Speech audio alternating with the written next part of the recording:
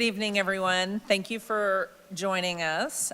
Before we begin, I'd like to share a few notes about our meeting format.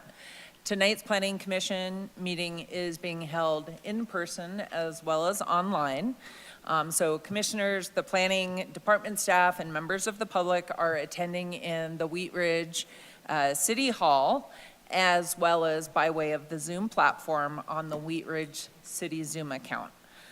In addition to online via Zoom, we are also broadcasting this meeting on Channel 8 and wheatridgespeaks.org. So if you are interested in speaking in tonight's meeting online, please raise your hand on Zoom or on the dial-in telephone call.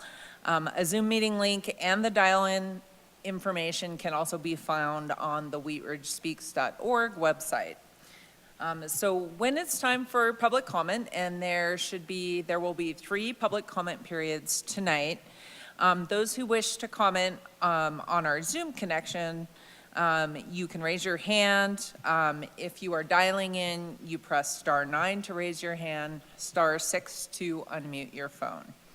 So if you plan to speak online tonight, please keep background noise to a minimum. If you do not plan to speak, we recommend you simply view the meeting by going to Channel 8 or on the wheatridgespeaks.org. So we appreciate your participation in tonight's meeting. We hope to create a friendly and respectful atmosphere for public dialogue, and we appreciate your help in this process. So I'd like to now just call to order the City of Wheat Ridge Planning Commission meeting for April 21st, 2022. So can we go ahead and get a roll call of members, Tammy, please? Yes. Jonathan Shelkey. Here. Jerry DiTullio. Here. Christine Disney. Here. Julianne Stern. Here. Melissa Antle. Here. Will Kearns. Here. Daniel Larson. Here. Janet Leo. Great, thank you.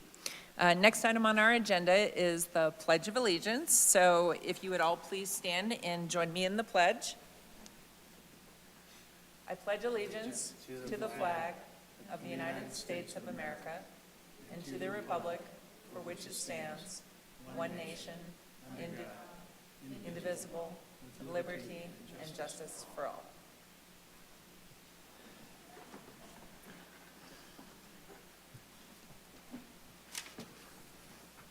All right, our next item is to approve the order of tonight's agenda. Is there a motion to approve the order of the agenda?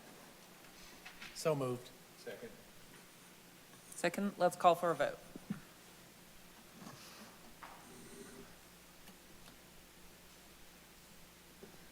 Motion approved, 8-0. Great, were there any other corrections or additions for tonight's agenda? After we called for a vote, but all right, let's go ahead and move along. And approval of the minutes from our April 7th meeting.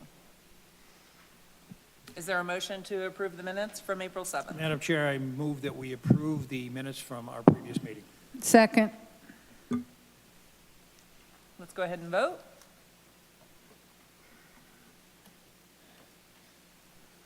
Motion approved, 7-0 with 1 abstaining. Great. The next item on our agenda is the public forum. So we will now open the general interest public forum segment of our agenda. This is the time for any person to speak on a subject that is not on tonight's agenda. So if you plan to speak on an item that's on the agenda for tonight, please wait until that item is called on. And then again, I know we only have one person at least physically present. We do ask that speakers limit their time to 3 minutes, and of course you cannot donate your time. So is there anyone interested in speaking in the general interest portion of the agenda? No one has signed up in person. Nope. Okay, how about on Zoom, Tammy? There are 2 people on Zoom. If you would like to speak, please raise your hand. Nobody's raising their hand. Okay, well with that, I'll go ahead and close the general interest public forum. Okay, our first item tonight is case number WZ-21-08. This is an application filed by Valvoline Instant Oil Change for approval of a specific development plan for an oil change facility at Applewood Village Shopping Center on a property zoned planned commercial development and located at 12601 West 32nd Avenue. Okay. Can we go ahead and hear does staff have a presentation on this case for us? You may. I am Scott Cutler. I'm a planner with the Wheat Ridge Community Development Department, and this is case number WZ-2108, which is a specific development plan for a Valvoline Instant Oil Change Center in the Applewood Village Shopping Center planned commercial development. I'd like to enter into the public record the contents of the case file and this digital presentation. Properties within the city of Wheat Ridge and all appropriate notification and posting requirements have been met. Therefore, Planning Commission has jurisdiction to hear this case. This is a 2020 aerial view of the property, which is outlined in red, and it's located at the south end of the Applewood Village Shopping Center at the northwest corner of 32nd Avenue and Xenon Street, which is between the existing Starbucks and the King Soopers Fueling Center. The area is primarily commercial in nature, with big box retail further north in the shopping center, and due to the proximity of the interstate off-ramps, there are several auto-oriented businesses in the area. The property is zoned planned commercial development and is part of the larger Applewood Village Shopping Center, PCD. Surrounding zoning is generally commercial, including the property across 32nd Avenue to the south, and then residential zones are located to the southeast and further south on Xenon Street.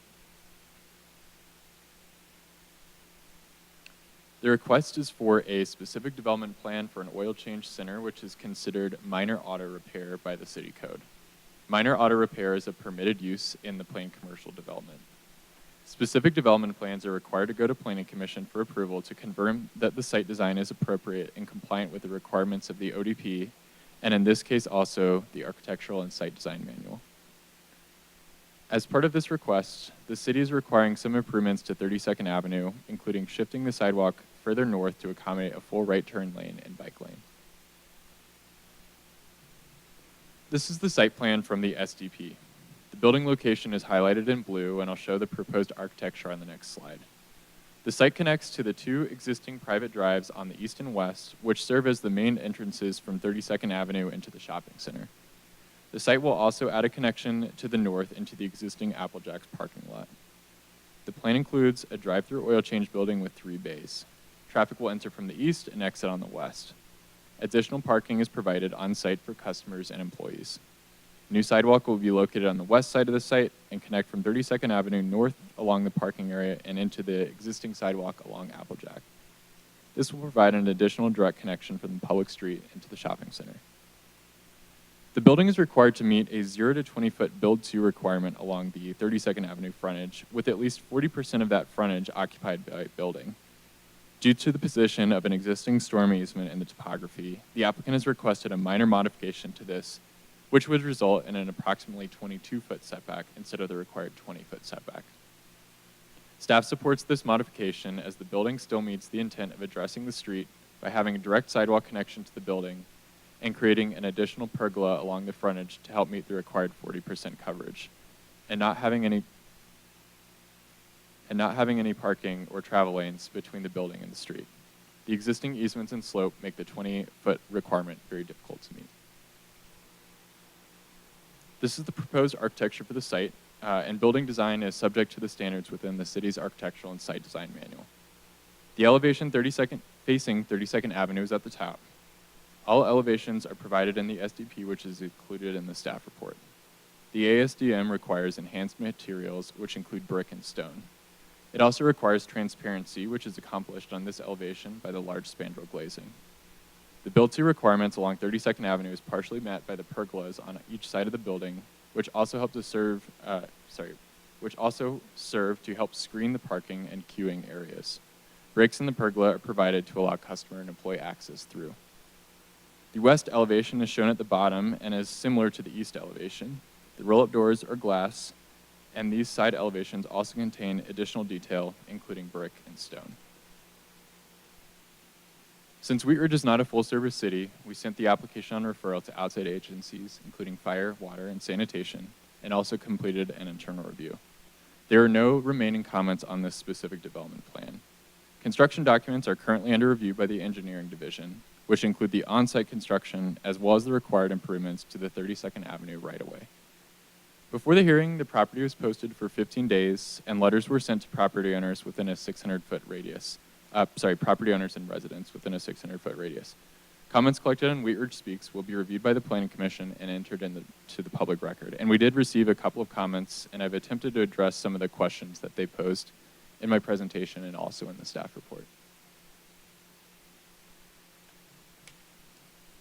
Ultimately, staff has concluded that the request is consistent with the purpose of a planned development. The oil change use is a permitted use on the property. All responding agencies have indicated that they can serve the property. The SDP is in compliance with the standards set forth in the ODP and the Architectural and Site Design Manual. For all of those reasons, we are recommending approval of the request, which would be the only and final vote on this project. And Kent Lupton of Valvoline is on Zoom and will have a short presentation as well. Thanks.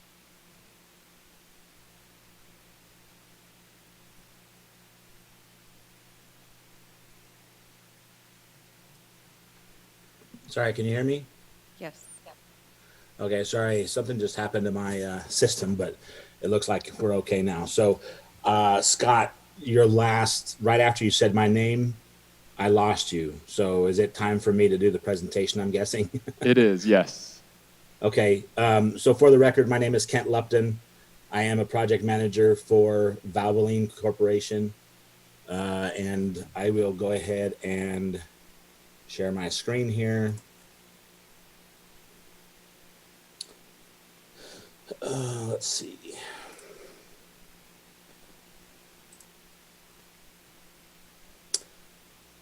Can you see the screen?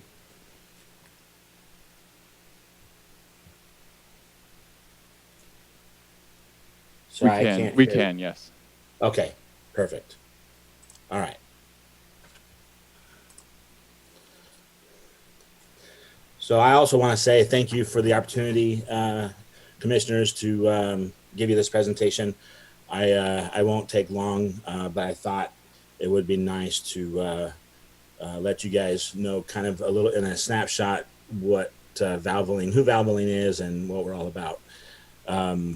So Valvoline Instant Oil Change started back in 1986. However, we've just really kind of started kicking things in gear over the last 7 to 10 years. We have over 700 stay-in-car oil change locations, as well as a little over 700 franchise locations throughout the United States. Our mission is to provide quick, easy, trusted oil changes and preventive maintenance with speed and precision and get customers back on the road quickly and safely. We have done surveys, and the last survey we did, we surveyed 250,000 clients, and they gave us a 4.6 rating. The Valvoline is very much green conscious. We are committed to our social responsibility in being a good partner to communities. 100% of the materials that we generate in our facilities are recycled, and they're recycled by us. There are no in-ground storage tanks. Each store is a minimal energy and water usage building. Exterior lighting, all lighting is LED. It's very minimal, it's not intrusive. The building contains a full basement that is enclosed with a liquid-proof membrane. Most buildings are designed to keep fluids out. Our building is designed to keep fluids in. All water exiting the building is passed through an oil water separator. The one air compressor that we do have for tire rotations is in a sound deadening room. You really can't hardly hear it at all. And all of our landscaping is professionally maintained. The way we do business, and this is, I added a little snapshot of the elevation here as Scott did, and I have elevations later on in the presentation. I just thought I'd go ahead and add this here. But typically our business hours are 8 to 7 Monday through Friday, 9 to 6 on Saturday, and limited on Sunday. There's no appointments needed. There's no drop-offs. Nobody ever stays overnight. You simply enter the building and get your oil change done within 15 minutes. Typically, there's one vehicle about every 15 minutes, about 46 vehicles per day on a national average. Some centers are more, some centers are less. Like I said before, no overnight parking, nor outdoor storage. There's a limited delivery schedule during business hours only. There's no tractor trailers. The delivery vehicles are typically 26-foot straight trucks. And the oil is delivered through the side of the building, through different potholes or portholes. But there's no old-fashioned barrel deliveries. Like I said before, there's no barrels outside the building or inside the building. Everything is down in the basement in metal containers. Recycling refuse pickup is once a week during business hours. All dumpster enclosures, finishes, matches the building. So the services that we offer are, real quickly, the oil change is 90+% of our business, and it typically is 15 to 20 minutes. I've got my oil change done many times at the centers here in Arizona where I live, and they are definitely 15 to 20 minutes. We also do transmission fluids, radiator fluid, headlight and tail light replacement, air filter replacement, fuel system cleaning, serpentine belt, battery replacement, air conditioning system recharging. We do tire rotation. Tire rotation is about 2% of our business. So on average, it's probably between 15 and 25 cars a month. The differential fluid replacement, windshield wiper. There is zero exhaust, tire, brake, or paint sales or services in any of our buildings. The difference with us is that you stay in the comfort of your vehicle when you're inside our building. It takes, again, 15 minutes. Valvoline has what we call a car cam. It allows the customer to see through video all around their vehicle and everything that any technician is doing to their vehicle. The technicians go through 270 hours of training. There's an 18-point maintenance check free with every oil change. When a building opens, there's 7 full-time and 3 part-time positions upon the opening. So here, real quick, it looks a little bit different than the one Scott showed you, but this is basically the site plan, and it also includes the roadway section there. And then these are our elevations. I went ahead and added some black and white elevations that Haley supplied to me, and so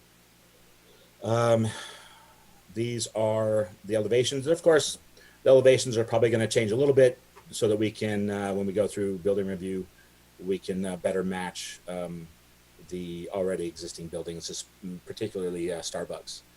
So we'll work through the review process on that. And that is it. I thank you for your time, and I will stop sharing here. If there's any questions, I'd be happy to answer any of those right now.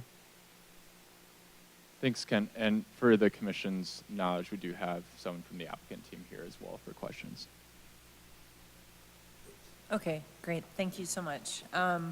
Let's go ahead and see if there are any questions from the commissioners. Commissioner Disney, do you have any questions for either staff or the applicant? I have a couple of questions for staff which pertain to traffic flow.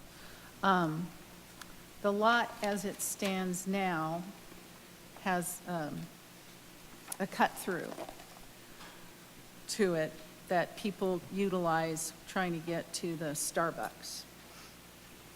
And I see that there is kind of a similar flow in the SDP.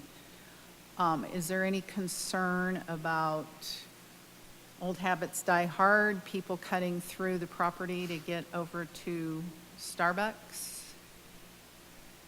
That's actually kind of the intent of the design. So the entire shopping center has a blanket access easement across it, which allows cross-access between different roadways. Okay. And I believe that road entrance on the west side was designed to align better with that, either the Starbucks one or the one to the north that goes to the Chili's area. So it would line up better than what's out there today. Okay. And then my second question pertains to the comment that we received from the resident on Xenon about being able to turn left and right onto 32nd, because I guess now it's a dead end and they can't turn left. Is there anything change with that? Joining us tonight is Mark Westbrook from our engineering division. And I think Mark can probably explain the configuration that's out there. Yes, so when we added the traffic signal several years ago, we were really struggling because Xenon doesn't line up with the entrance to the shopping center well at all. And so we really struggled with how to make that work and still get the traffic that we needed. We had a neighborhood meeting with some folks, and we'd received some comments from some folks on Xenon. I don't know if those folks are all still there or not, but back in the day, we received several comments from them complaining about cut-through traffic coming from Youngfield to get to 32nd and avoiding the light. So they would turn on the street south of there, they would turn up Xenon, reportedly traveling very quickly, and then turning right to get on 32nd. And so we had a lot of comments, complaints from them. During the neighborhood meeting, we had every person that showed up at that meeting, except the person not on Xenon, was in favor of blocking the exit from Xenon. The advantages from a traffic standpoint was that they still wanted to be able to turn off of 32nd and turn right into Xenon, because that wasn't where all the other people were driving. They wanted to block the traffic from turning right out of Xenon onto 32nd. What it did for us is it allowed us to build this little sort of bulb out there and put the signal pole there, and not have to deal with that exiting traffic from Xenon onto 32nd. And it really simplified the traffic signal layout, and it really simplified the traffic signal timing. I know the person had commented about getting a little bit of right-of-way for a roundabout. We've got about 90 feet of right-of-way on 32nd today, and with what they're going to be dedicating. To do a roundabout on a 4-lane, 5-lane road like this takes more like 150 at least feet of right-of-way, if not 180 feet of right-of-way. I just looked at several roundabouts I know that exist and measured them really quickly here tonight, and that's the amount of room that's needed for those. So it's not on a 4-lane roadway or 5-lane roadway like 32nd is. Roundabouts are big. So we'd either take almost all of the Valvoline site or both of the residential building, the office building on the south side, if we shifted it one way or the other, or we take half of everything in order to fit a roundabout. So a roundabout just is not practical at this location without a lot of extra right-of-way. So I understand. So what you're telling me as it stands now, you cannot turn left or right from Xenon onto 32nd. You cannot exit Xenon onto 32nd in any way unless you drive out the entry lane. Okay. We did build that little bulb out such that fire could turn in there coming from the east, because their fire stations are east of here that they respond with. And so we did design it so that they could pull in, and if they had to, they could pull out, but they've got lights and things to moderate the traffic and manage that for them. But as we were looking at the traffic signal timing to try to have Xenon still be functional, it just was impossible to get any kind of capacity on 32nd, because you have to do what's called split phase timing. We can let the folks exit the shopping center, and then we can let the folks exit Xenon. You can't do both at the same time. And so it eats up a lot of your 2-minute cycle you've got on your signal to do all those changes. And so it made the signal operations work a lot better for 32nd and for the shopping center by excluding that out from Xenon. And again, at the time, the neighbors that showed up at the meeting were very supportive of that change. Thank you. Great. Commissioner Stern, do you have any questions? No questions, thank you. Commissioner Leo? Commissioner Kearns, any questions? Quick question for the applicant. How many cars can queue at each bay? So what kind of capacity are we talking about for people waiting to get into the garage? So typically, we have, like I mentioned before, we have about 46 cars on average nationally per day. That's about 1 car every 15 minutes. We allow for a 3-car stack. Okay. Is a pretty typical, sometimes depending on the site, we're less, sometimes we're more. But in this case, I believe it is a 3-car stack per each bay.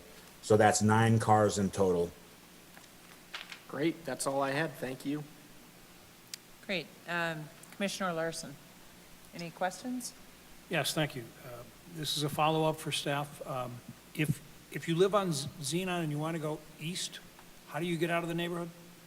You would drive down the street to the south, like 31st or 30th, whichever one's down there. And you can turn either way on that street to then travel up one of the other streets to get to 32nd and down. Okay.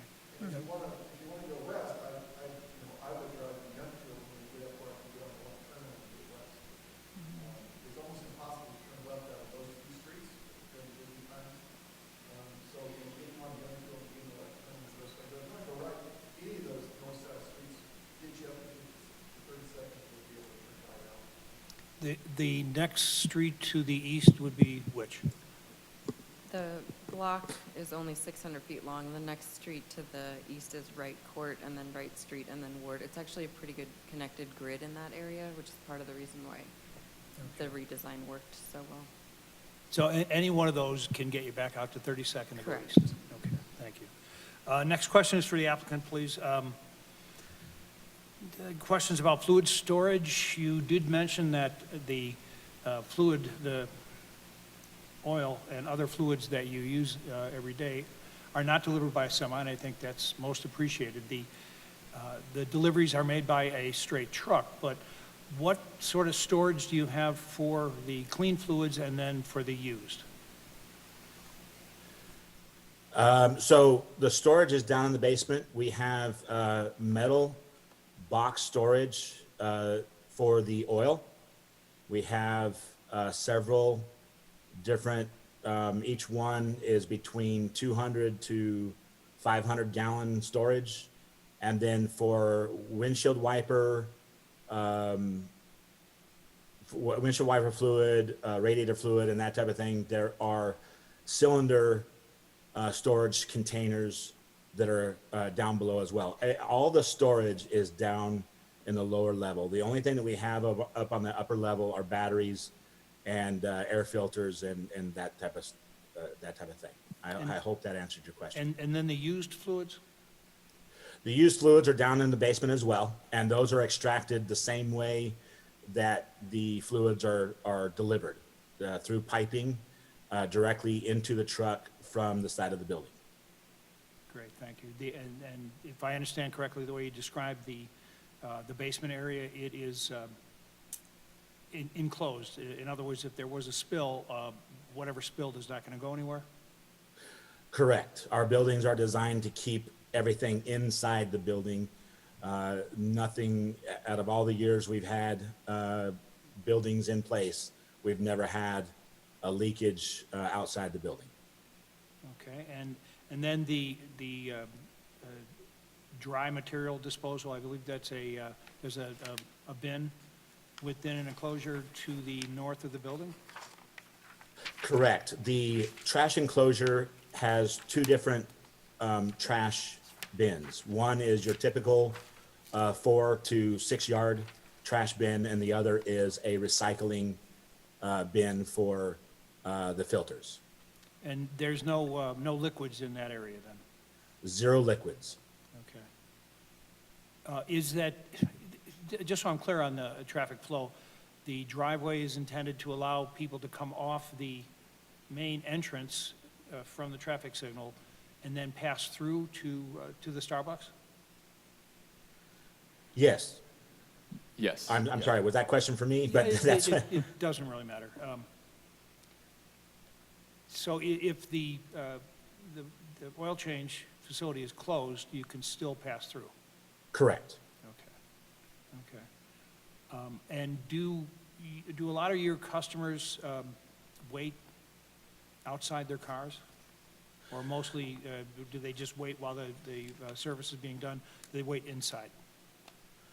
So yes, if there is at any time maybe there's a rush and we have a couple of 3 cars stacked, let's say in bay 1, the individuals stay in their car, a employee comes out, takes down their information, and then will walk back, put that into the system. That way, when they do drive their vehicle into the bay, they are ready to go and ready to be serviced.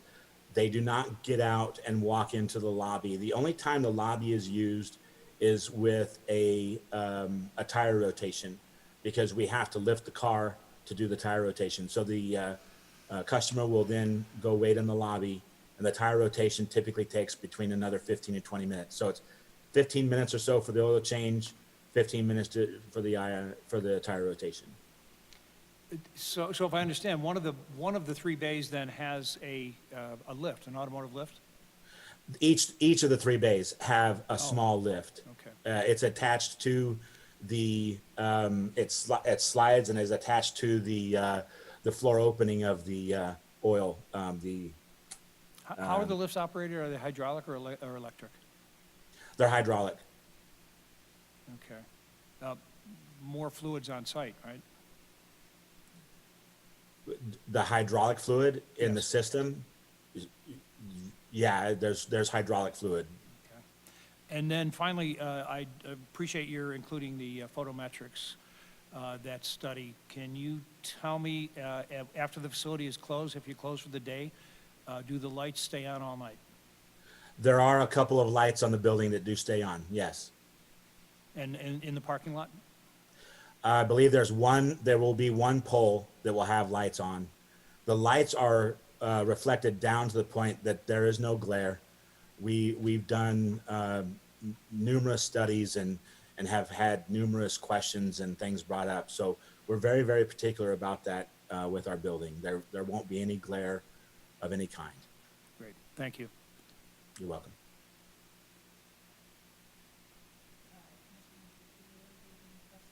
No, thanks. I have a question for staff. You made a comment about the bike lane being used. Yes. Yeah, go ahead.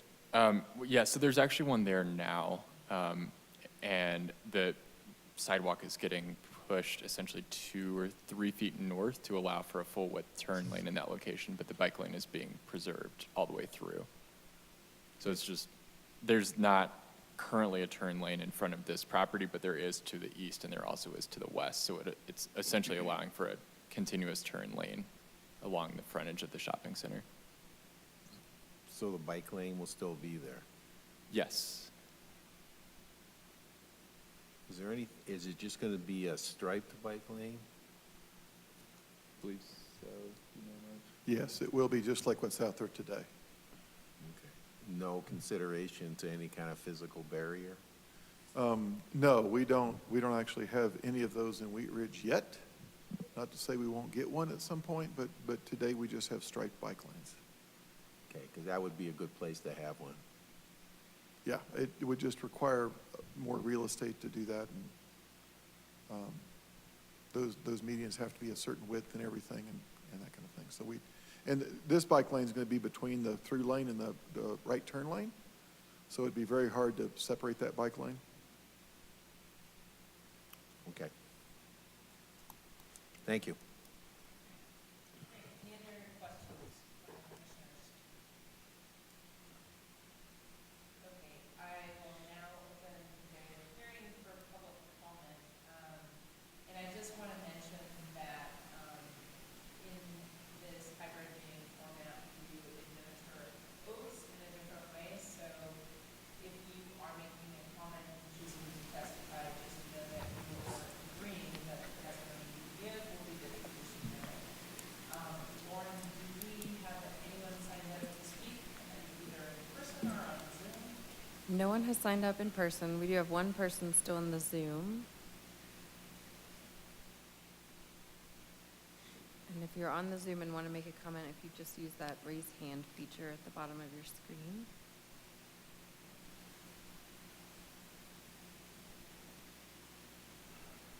If that's Ryan Scott, he's with our design Oh, team. perfect. Yes, it just says Ryan. That is very likely him. There are no raised hands in Zoom. Thanks, Kent. Okay. You're welcome. Well, if there is no one signed up to speak, I'll go ahead and close the public forum. Okay.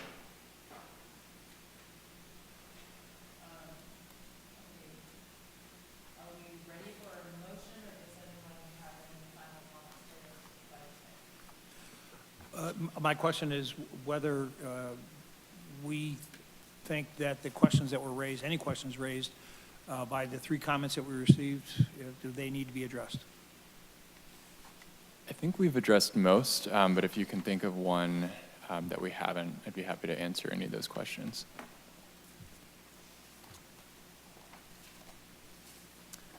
I'm sorry. I believe we have addressed the traffic circle issue, and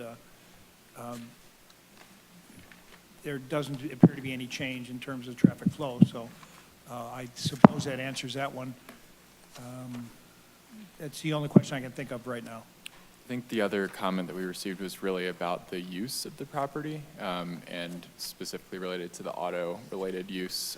It is a permitted use on the property, so in that case, we don't have the discretion to deny a permitted use, other than, I guess, the Planning Commission could choose to deny this SDP, but as far as a permitted use, it is an allowed use, and so we can't pick and choose. Thank you. Madam Chair. Is a motion in order? Yes. I move to approve case number WZ-21-08, a request for approval of a specific development plan for a minor auto repair facility on property located at 12601 West 32nd Avenue and Zone Plan Commercial Development, PCD, for the following reasons. The specific development plan is consistent with the purpose of the plan development as stated in section 26-301 of the Code of Laws. The specific development plan is consistent with the intent and purpose of the outline development plan. The proposed uses are consistent with those approved by the outline development plan.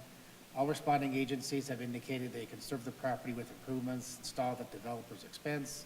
The specific development plan is substantial compliance with applicable standards set forth in the outline development plan and the city's adopted design manual.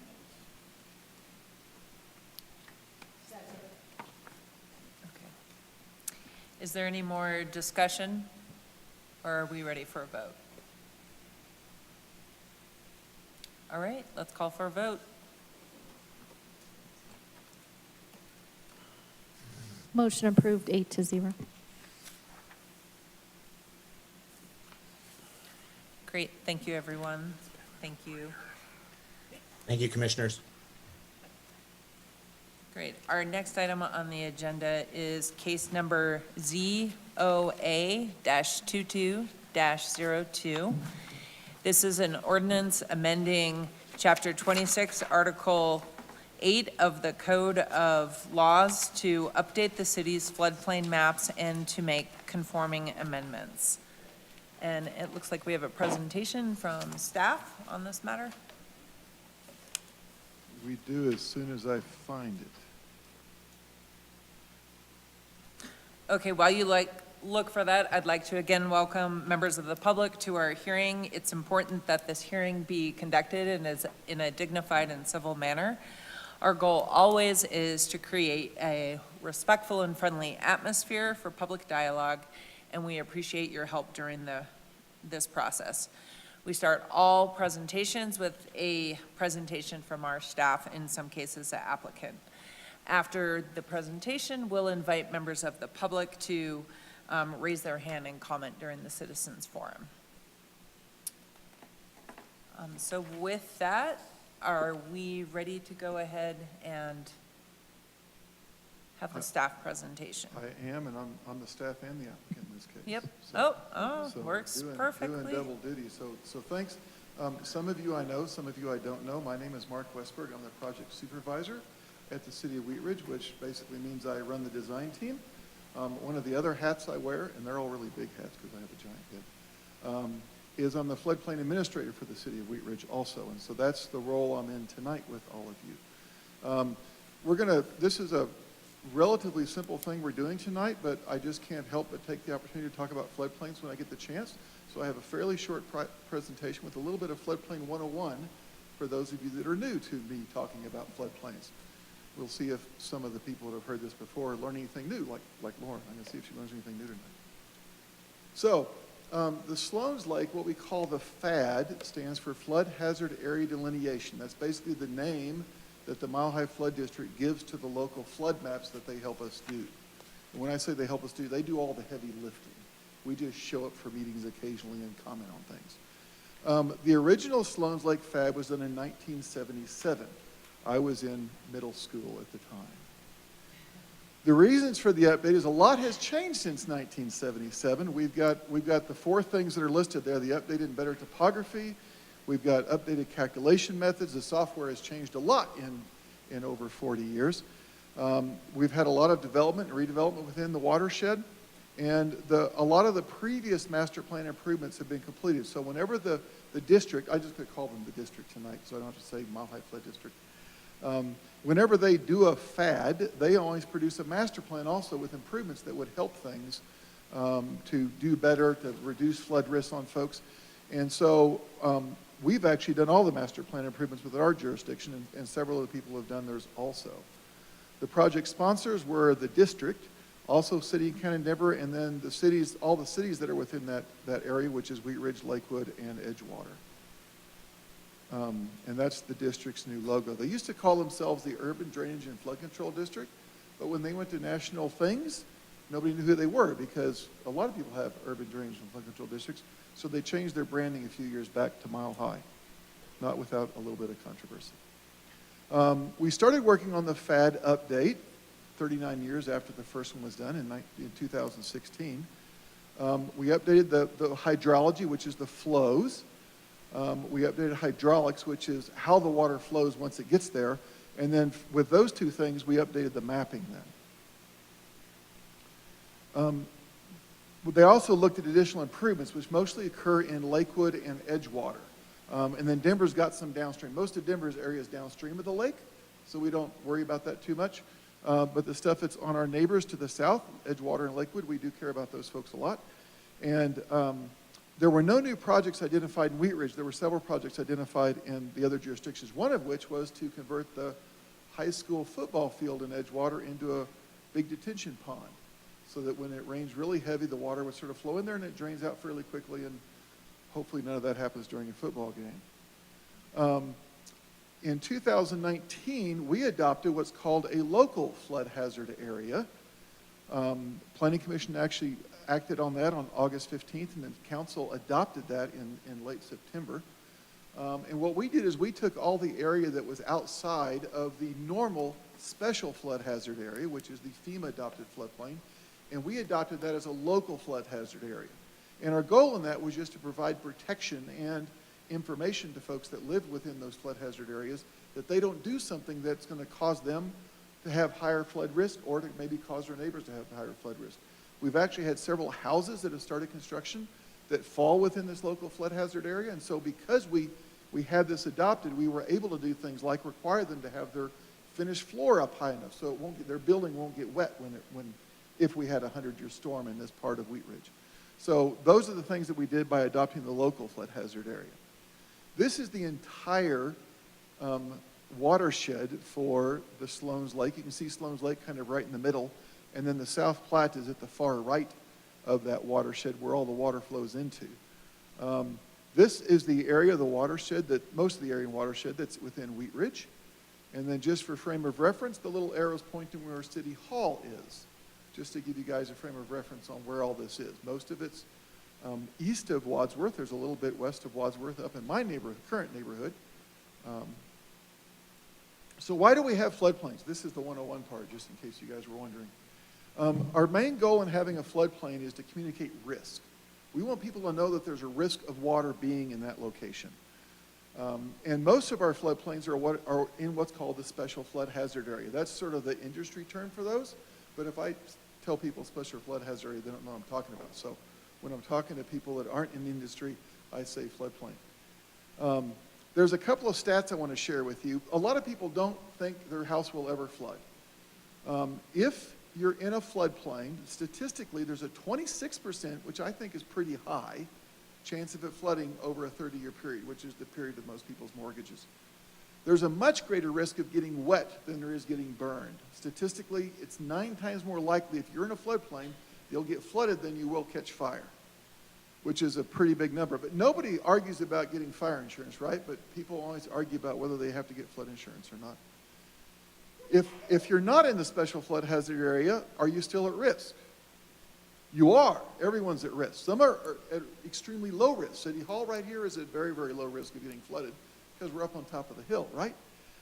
But 20% of the claims in Wheat Ridge that we've had have been outside of the special flood hazard area. A third of all disaster assistance nationwide is outside the special flood hazard area. So when the 2013 storms hit up north, the majority of the houses that got hit up there were outside the special flood hazard area. And a lot of it's because, well, the creeks moved, right? So they moved completely out of where that floodplain was. They had to go back and remap all those. But it's a big deal. Our other big reason for having floodplains is to alert folks that they're at risk, but also to let them know that they should get flood insurance.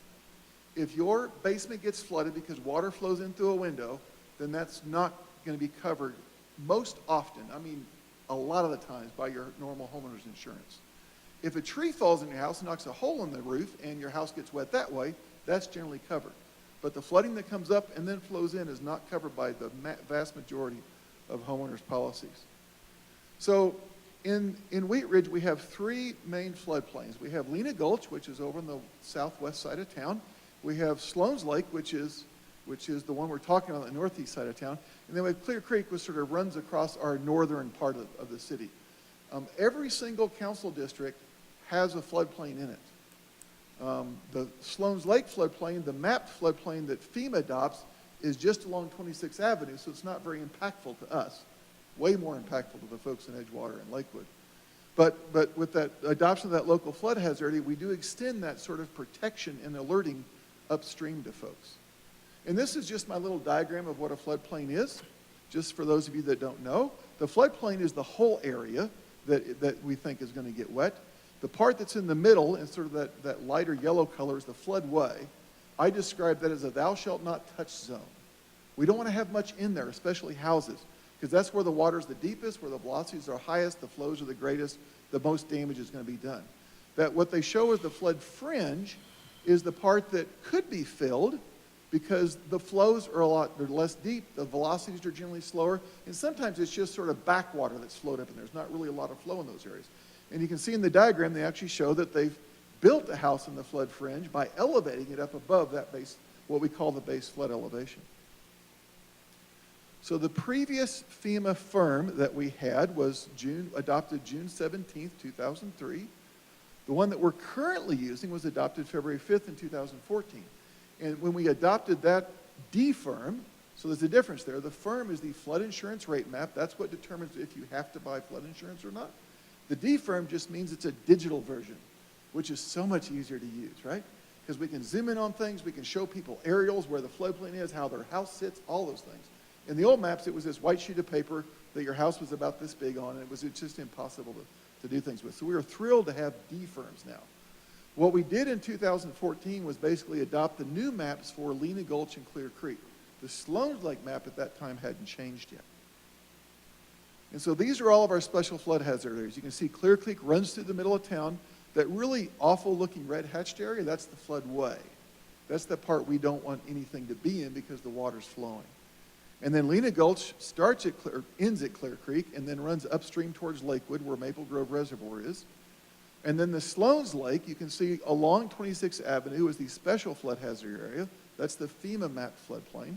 And then extending up into Wheat Ridge in sort of two branches, two little tributaries, are the local flood hazard areas that we've adopted. So we are part of what's called the National Flood Insurance Program. This was started soon after the maps were all drawn for Wheat Ridge in the 70s. And it allows people to buy insurance through the FEMA program, the National Flood Insurance Program. Private insurers at that time would not insure houses against flooding because they didn't think they could make money at it. And so there was nothing available for folks to get flood insurance. And so they started this program in the mid-70s. In the mid-80s, they started what's called the community rating system. And that's where communities, based on all the things they're doing, in our case, the regulations and activities that we do, it results in a discount for the folks. Because if the community does a lot of things, then it lowers the risk to folks because they're more aware and we do things to try to mitigate that risk. And so it results in that. We are currently a Class 5. It runs from Class 1 to Class 9. There's only one Class 1 community. They're in California, of course, in the entire country. I think there's a few Class 2s. We have one Class 2 community in Colorado, which is Fort Collins. They had people die back in 1997 due to a flood, and that tends to get a lot of attention, and they've done a lot of mitigation and different things up there. There's a prerequisite at Class 4, so a lot of people hit Class 5 and stop. So there's about 160 Class 5 communities in the entire country, and we are one of those. There's only 10 of the communities that are Class 5 or better, and Fort Collins is the only one that's better than Class 5. There's 9 of us that are Class 5s. What the Class 5 gets us is all of our residents get a 25% discount on their flood insurance. So if they would normally pay $2,000 a year for flood insurance, because of what we do, they only pay $1,500 a year. We've only had 45 claims in Wheat Ridge since 1978 when we joined the National Flood Insurance Program. And in those 45 claims, $97,000 has been paid out. We don't have a lot of claims in Wheat Ridge. So remember that $97,000 number. In 2021, we had 192 flood insurance policies in the city. Almost $230,000 in premiums were paid. We are definitely not getting our fair shake of the program, right? We've been in the program for almost 50 years, so we've spent a lot of money as a community on flood insurance, and we've only been paid $97,000. We have almost $50 million worth of insurance in force, though. So these are really encouraging numbers to me as a floodplain administrator, because it means a lot of people are taking this seriously or getting the protection they need. And these are just some other statistics. I mentioned the $2,000 number. The average of folks that are in the special flood hazard area, they would be paying well more than that if it wasn't for the discount we're getting. They're averaging about $1,600 a year in flood insurance. Some of the people are in there and they got added in late and when the remapping was done. So they started much lower and the rates are ratcheting up over time. And they get a smaller discount with the previous way things are done. And then we actually have 39 people that are not in the floodplain that actually have flood insurance. So kudos to those folks for being careful. They probably all have basements and they've listened to me warn them about basements. 152 of our policies are single-family residences. So the NFIP is undergoing some changes, and the reason is that in the last 50 or so years, they've collected $60 billion in premiums. That sounds like a big number, but what they've paid out is even bigger. They've paid out $96 billion in losses. So they're in the hole, or we're in the hole by $36 billion. They're currently still $20 billion in debt because the Congress forgave $16 billion of that debt back in 2017.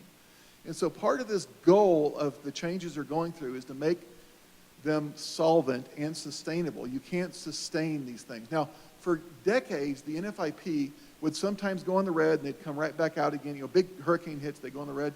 But when Hurricane Katrina hit, and then Hurricane Ivan hit, and then Superstorm Sandy hit, it put them in the hole by about $20 billion. And we've had more storms since then that have put them even farther in the hole. And so that's why they're doing the changes to the program. Before 2014, your insurance rate was pretty much you're in, you're paying about $1,500 a year, you're out, you're paying about $500 a year. That was it. So if you were next to the Gulf Coast and you got hit every other year by a hurricane, you know, you paid the same rate as the people here that were just getting a little bit wet. So in 2014, they made some changes. They said basically, if you were lower, then you paid a higher rate. If you're higher, you pay a higher rate. That seemed to make things a lot more fair. But it resulted in some inequities with folks that were doing things. And so what they're doing now is they're doing risk rating 2.0. They didn't create the first one 1.0, but now that they're doing a second version, it's called risk rating 2.0. And they're calling it equity in action. They're trying to make it so that they take into account every possible thing about your house. If I've got a concrete block house, like my old house in Wheat Ridge was, when I get flooded, I'm going to have less damage than someone who's got a basement and with a crawl space and all those, or you know, wood framed house with sheetrock and all those kind of things. So they look at all those things, and the change happened on April 1st with people that get new renewals after April 1st. They're going to get this new thing, and you know, before they would get this little thing that says here's your rate, and it's going to go up by about 18% a year, but now you're going to get this thing that says here's your rate and here's where your max rate's going to be at some point. And it's going to go up by 18% a year until it gets there. So that's why we take the floodplain stuff so seriously. This is what's going to happen in Wheat Ridge with the policies. About 20% are going to see a little bit of a decrease every month. 60% are going to see minimal change, and about 10% are going to see their policies go up by quite a bit every month. And this is how that compares to the national average. So we have a few more folks that are in the increasing by more, and a few less folks in the decreasing by less. kind of thing. So for the Sloan's Lake, we received what's called a letter of final determination. I did not include that in your packet. It's about 3 pages long. I do this for a living, and I have a hard time understanding what it's trying to tell me to do. So I just said, we got a letter of final determination back in February. If you want to have it, I can email it to you. What it says is 6 months from then, which is going to be August 2nd, the new maps become effective. We're obligated within that 6-month period to adopt these new maps as our official maps to stay in the NFIP to keep getting folks the 25% discount that we're getting them. So we had a public meeting back on March 30th. I actually doubled it up with my annual floodplain meeting. We are in Planning Commission tonight, and then we go to council on the 2 meetings in May for first and second reading. And that is the end of my Floodplain 101 and what we're doing with these maps. And I'm open to any questions you guys have about the DFIRM adoption or floodplains in general.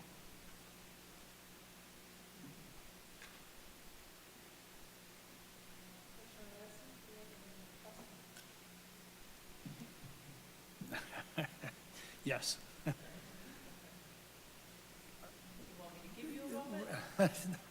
No, yeah, let's go ahead. I talk really give me fast, so I'm sorry. No, that's okay. It's just, I am still unsure of exactly what we're changing tonight, what we're adding. Understood, and I can explain that. Lauren tried to fix my staff report, the first version I wrote. She got really close, but I understand there might still be some confusion. So the only thing that's changing for the city, for us, is that we're readopting the flood maps along Sloan's Lake that are basically in the street and somewhat into people's front yards.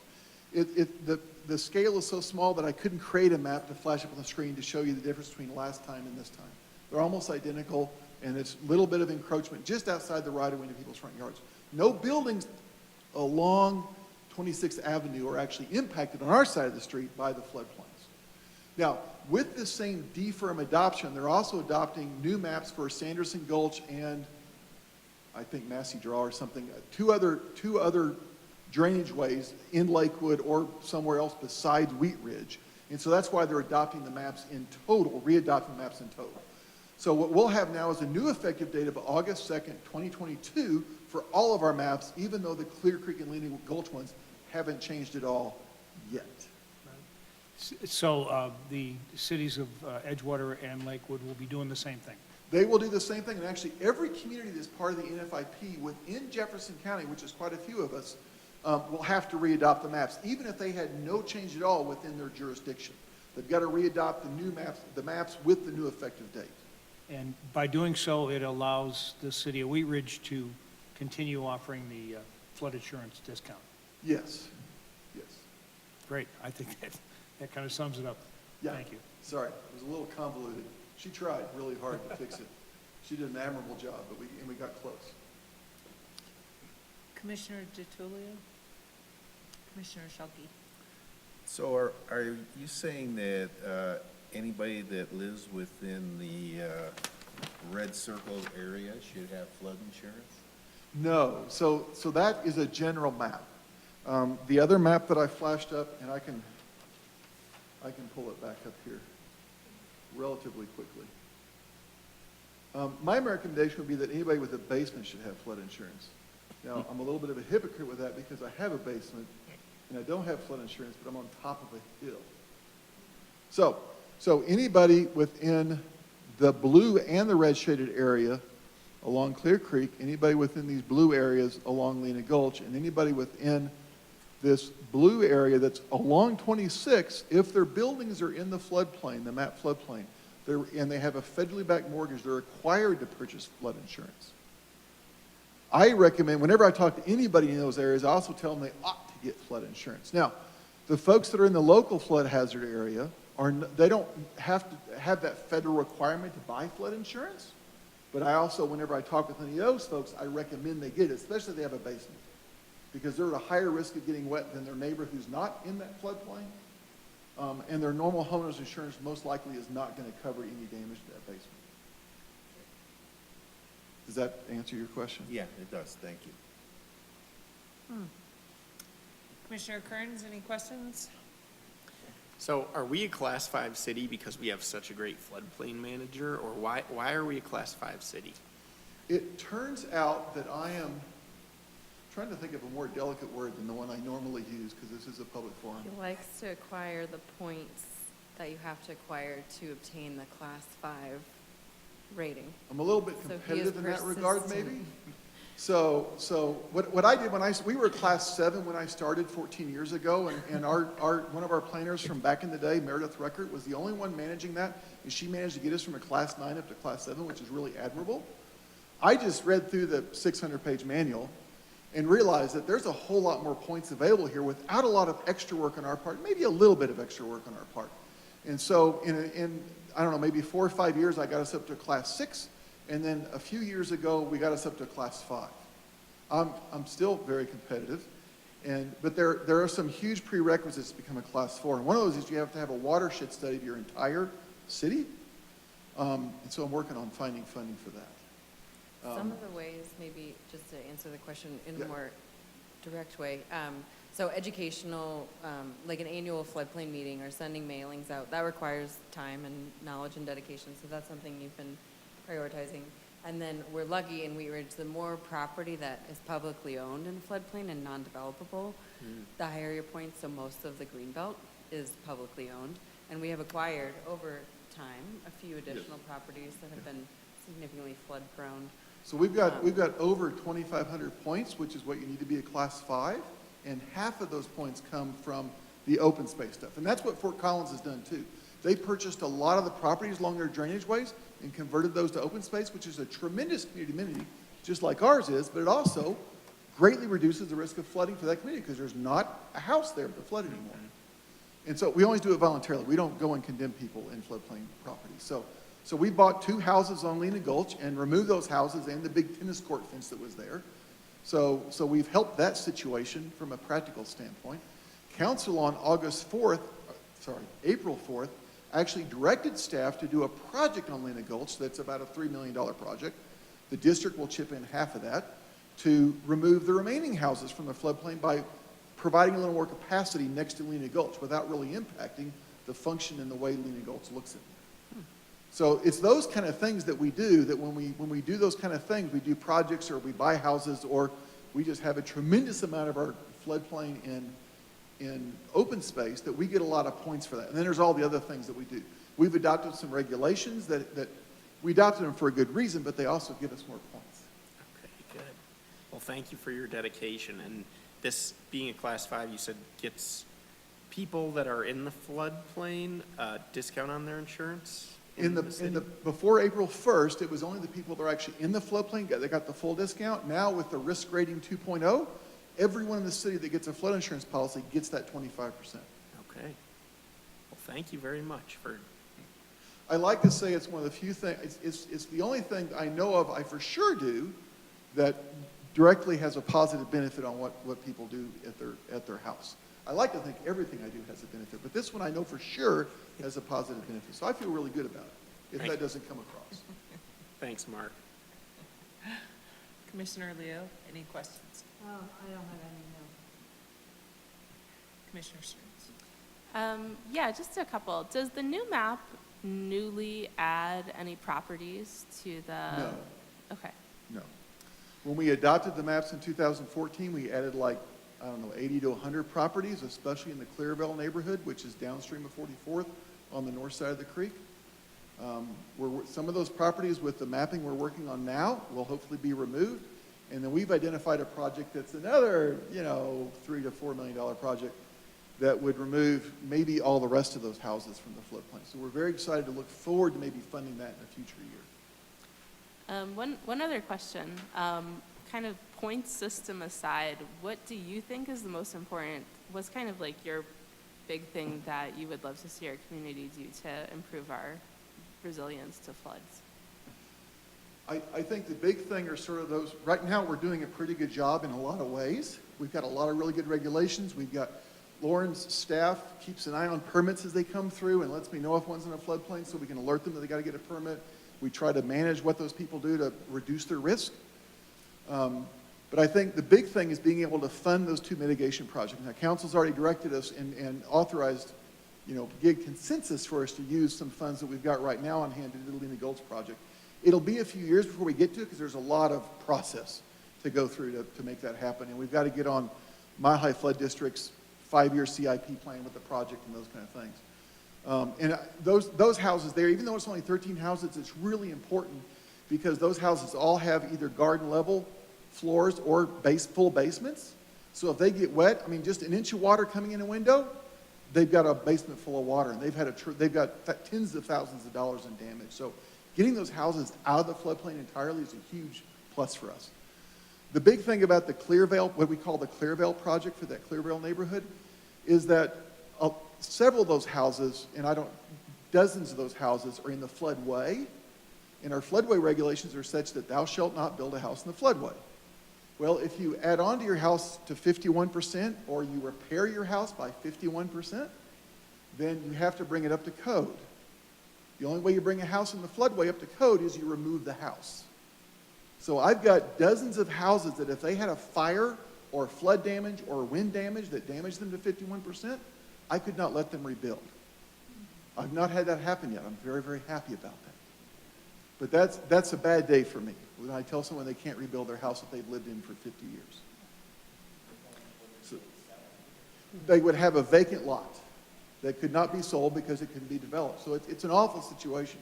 So if we're successful with the Clearvale project and as a minimum getting all those houses out of the floodway and maybe even the floodplain, then that would be a tremendous boost to that neighborhood, which is a little bit disadvantaged in a lot of ways, a lot because of the floodplain there, that you would likely see a lot more reinvestment in those properties. I've had several people come and say, I want to enclose my carport to make a big dining room, or I want to add on, I want to do these things. And I've said, your house is in the floodway, I can't let you do anything. Or your house is in the floodplain, you can add on, but it's got to be 3 feet higher than the rest of your house. Well, that's going to be stupid. We've only had one person take us up on that. So those houses being in the floodplain is a real hindrance to those folks wanting to reinvest in those properties. So that's, to answer your question, I need money for projects. Thank you, and And I'll also say thank you for your dedication. Sorry. Commissioner Leo, you had a question? Yes, I didn't have one when I was asked, but I just thought of it when you were talking. What is the distinction between the 100-year and then there's different levels of floodplain? Sure. So the 100-year is the regulatory floodplain. That's the thing that somebody 50 years ago said this is what we should regulate to, and so that's what we regulate to. There's a 500, we have actually a 500-year mapped floodplain in our system, in our mapping software, but we don't regulate that. It's really advisory. There are a few things that you're not allowed to put in the 500-year floodplain, like hospitals and things like that. So there are a few things that have to stay out because they're considered critical facilities, and so you don't put those even where there's a 0.2% chance of getting wet any given year. With the 100-year floodplain, it's a 1% chance. So that's what we talk about. Most of the time, we just say the floodplain, and that means the 100-year floodplain. And that's the one you're speaking of? Yes. You can't add more than 51%. That's in the floodway. So that's that area in the middle. If you remember our little diagram, that area in the middle where the flows are the deepest and the fastest, that's the floodway. We have to keep that open as we can to allow those floods to go through. If we were allowed development in the floodway, then it would impact folks upstream or downstream in a negative way. So we take all those things into account when they're creating the maps. Okay. Really smart people work on that. Commissioner Disney, did you have any questions? I just have one. I saw a comment somebody was making on Facebook, because you know everything you read on the internet is true, right? And they That's said, why I don't look at Facebook at all. and they said that the new hospital was being built in a floodplain. Is that true? There is a piece of the hospital that is in the current floodplain, but we've got new maps coming based on a 30% reduction in flows in the creek. And so the hospital will be out of that future floodplain. And they're allowed to fill in the areas that they're filling in. And actually, the existing floodplain, the mapping was done back in 2007, and it wasn't adopted until 2014. We hope everything now goes much, much faster. And so that was before Cabela's did a lot of the filling out there. Sorry, I said the C word. Before a lot of the filling was done out there. And so those areas are actually several feet above the base flood elevation, so they're completely safe from the 100-year flood out there. I believe they modified the grading too to be out of the 500-year, which was required, I think, for the certification that the hospital needs. So they're not in the regulated floodplain. Well, I figured, Yeah. since they were building, Mhm. it probably be taken care of, but And even the new apartments out there, are technically in the map floodplain, but they've filled feet above that base flood elevation. So there's really minimal danger, certainly no danger of them getting wet during a 100-year flood in Clear Creek. If we have a NOAA event, then that's a whole nother story. Any other questions from commissioners? Okay, I just had one. I guess the last time they were mapped was in '77, and then you did updates in 2007 and 2014? So the last time Sloan's Lake was mapped was in 1977. Okay. Lena Gulch and Clear Creek, I believe Clear Creek was remapped in about 2003. Before I started in 2007, so I'm not sure of all the history going back. The maps that were effective when I started were in 2003. Now, sometimes, there may have been a lot of changes in Denver or somewhere else, and so they did a quick remapping thing and readopted the maps, even though there were no changes in Wheat Ridge. So I don't know if that happened in 2003 or not. For me, the starting point was the 2003 maps, which was what the whole city had. Yeah, I guess overall, I'm just curious, is there a standard, just like typically you do a new comp plan within a certain Right, time right. interval? Is there a standard for, particularly when you're in a rapidly growing, redeveloping community like Wheat Ridge or Denver, isn't there some sort of requirement to update your floodplain maps within a certain interval of time? I don't know that there's a requirement. I've certainly never heard of one. They did the mapping in 2007 because enough stuff had changed since the last mapping was done that they wanted to incorporate all, especially on Lena Gulch. There was a lot of projects that were done on Lena Gulch by the city and by the district back in the day, well But before I started, like in the 80s State and or 90s. federal doesn't have a requirement? No, because I think, even though you've got a lot of development happening around, when they do the hydrology, they really look at that area being pretty well developed, even if it's fairly vacant right now, and so those flows are pretty high. So they would like compare it to zoning or? Yeah. Okay. Yeah. Okay, no further questions. One more check. Any questions or comments from the commissioners? If not, Lauren, do we have anyone online? Nope, we did. They did listen for a while, but we do not have anybody online anymore. Okay, so it looks like we do not have any public comments on these items. So in that case, I'll go ahead and close the citizen forum for this item. Any further discussion before we entertain a motion? Okay, I will entertain a motion. Madam Commissioner, I move to recommend approval of the proposed ordinance amending Article 8 of Chapter 26 of the Code of Laws to update the city's floodplain maps and to make conforming amendments. Second. Great, let's call for a vote.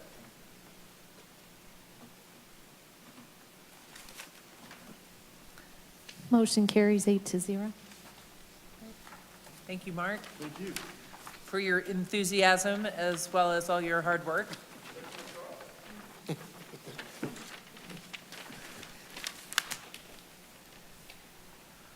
All right, well, we are done with our cases for the evening. Let's go on to new business.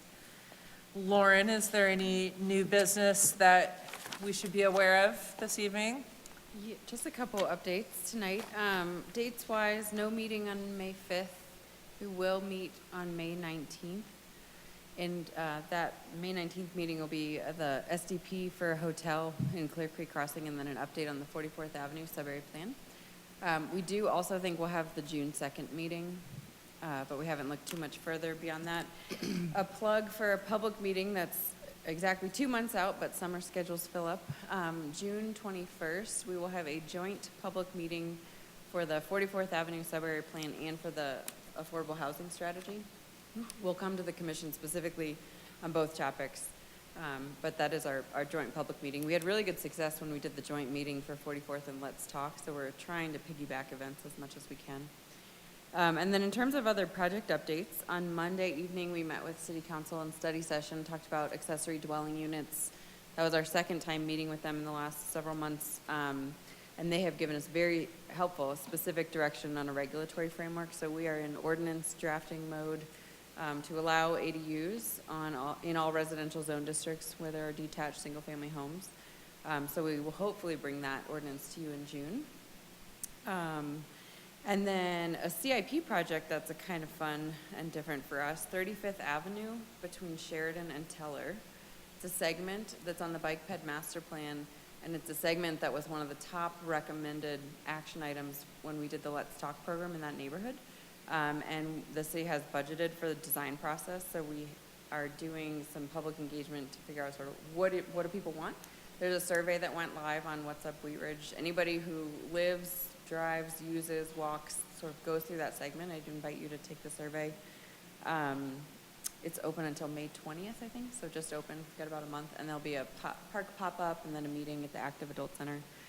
And then just for Let's Talk as well, we were there at council talking about Let's Talk. We finished the Blitz reports for the Anderson Park and Fruitdale neighborhoods. Those are online. If you haven't read a Blitz report, they're very graphic, so they look like they're long, but they're quick reads.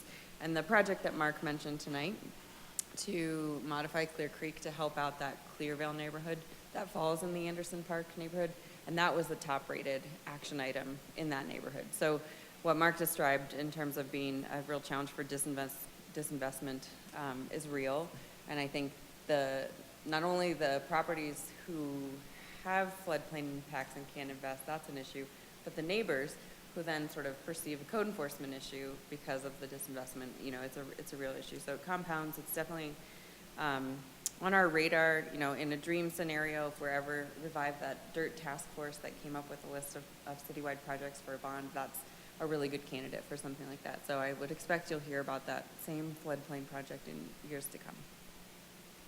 No real development updates from me tonight unless you have questions. That's all I had. Nope, any questions from anyone? Okay.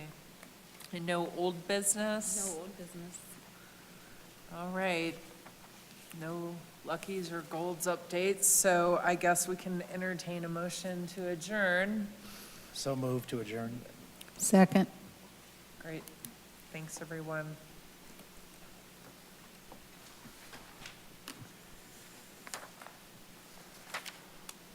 Motion approved.